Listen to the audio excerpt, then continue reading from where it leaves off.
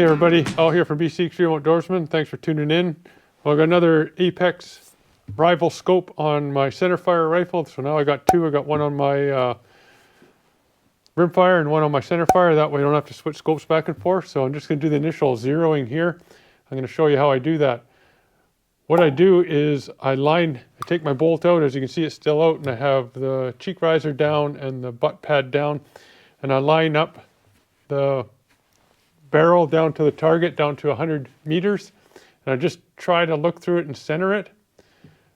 I'm probably going to jinx myself here, but I've never missed a target at 100 meters by doing this with any of my rifles, so I'm going to do this one on film. So Murphy's Law is probably my favorite I'm going to miss, but I made sure that I got the best zero I could. So what I do is I look through the bore, and then I just turn my scope reticle to the center. And of course, when you turn it, it's the opposite. So if you want to go up, you actually got to go down. But I never look at that anyways, because I'm looking through the scope when I turn it, not the dial. And I just kind of try to line the reticle up with the center of the dot on the piece of paper, which is an 8x11, just standard piece of paper. So yeah, this is the same scope that I have on the other one, so nothing different there. So let's see how I did.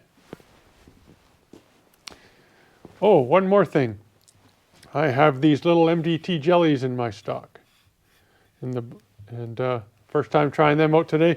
It's just a 223. I'm probably not going to notice a difference with them once I switch back over to the 6mm, which I'm going to be doing here pretty soon, because we do have matches coming up. I think there's one in March. Yeah, there's one in March for sure in Merritt. And so I'll be switching over soon and getting that all zeroed and ready to go. So let's see if I hit paper.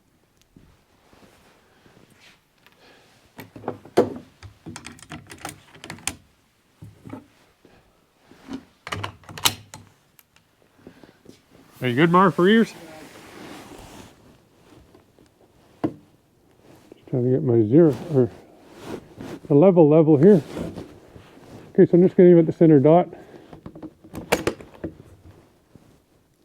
and see what happens.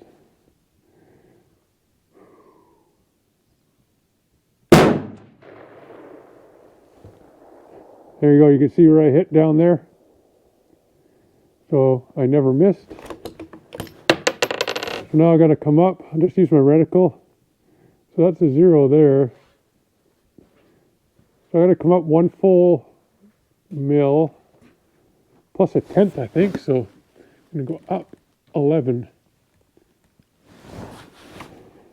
I got to go to the right.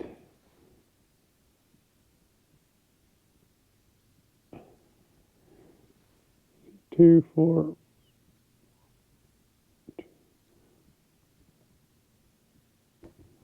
Five, tip to the left. Or sorry, right. Hopefully that'll get me on the pasty. See what happens. And then after that, once I get her zeroed, then I'll do the turrets. Okay, here we go.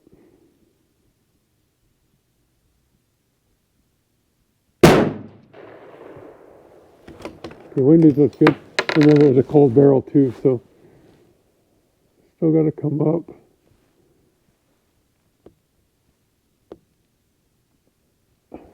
.3, I think.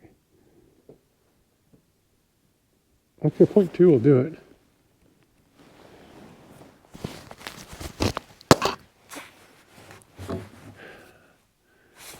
Okay, let's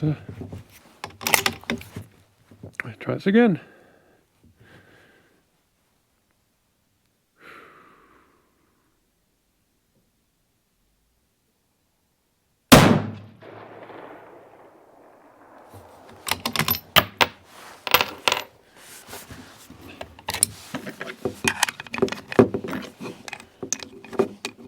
I might have to come up a little more still. It's taking longer than it usually does.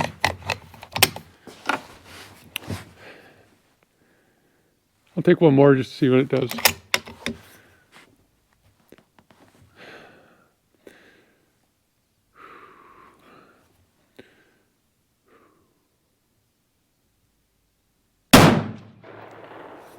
Yeah, it's got to come up.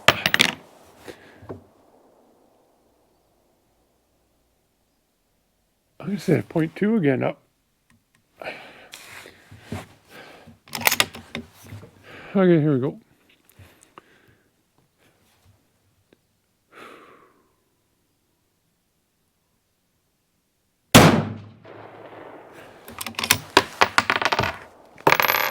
Usually goes a little better for me.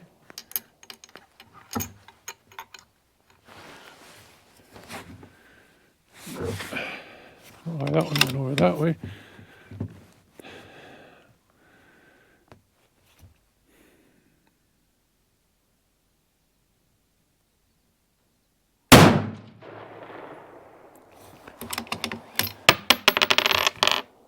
I'm going to go to the left. One more click.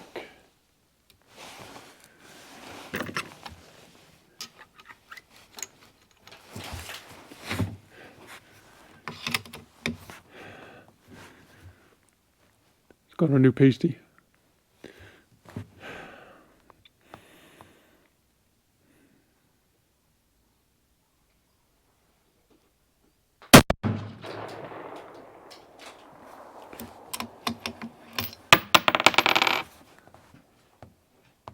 I'm just saying pretty good there.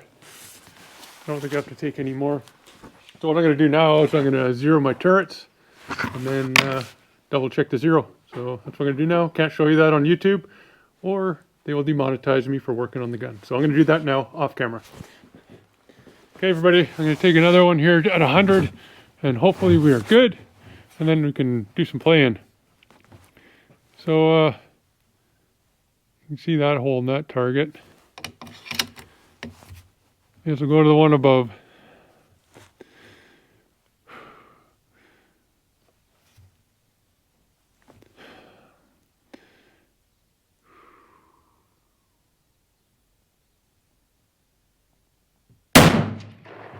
Hey, happy with that.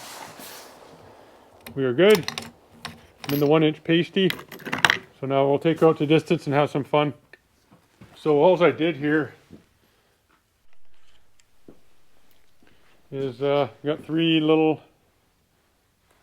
screws, set screws, and you loosen them and you set it back to 0.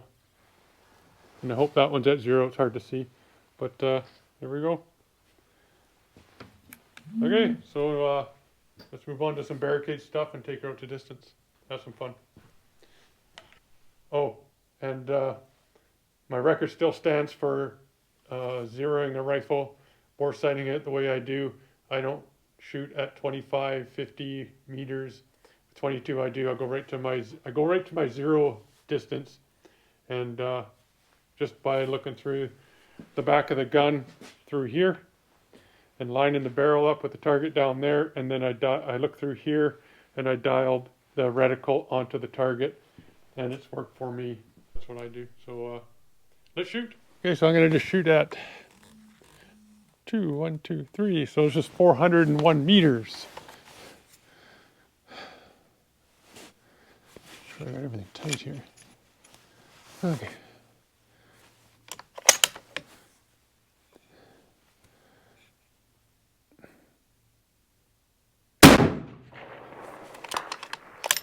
Okay, let's go to 2.8. Could be the fish.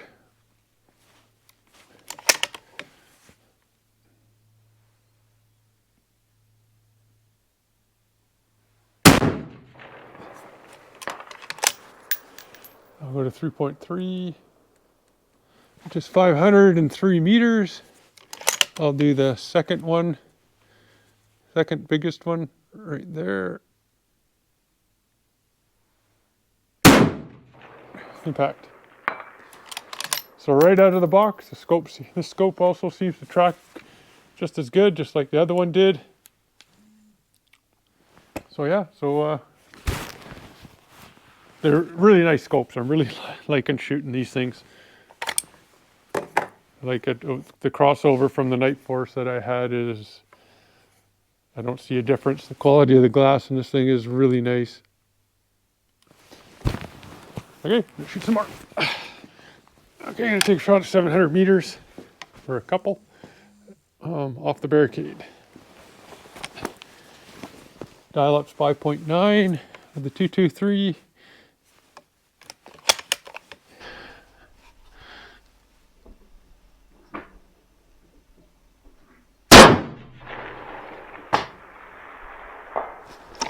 Impact. Let's try standing up now.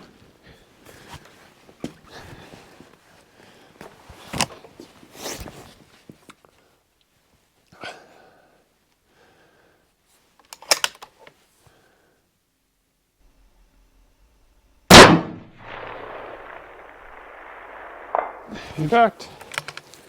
Okay, let's go to 503 meters, which is a dial-up of 3.3. And let's go for the smallest target there, which I believe is it is a, come on, 6-inch. 6-inch round.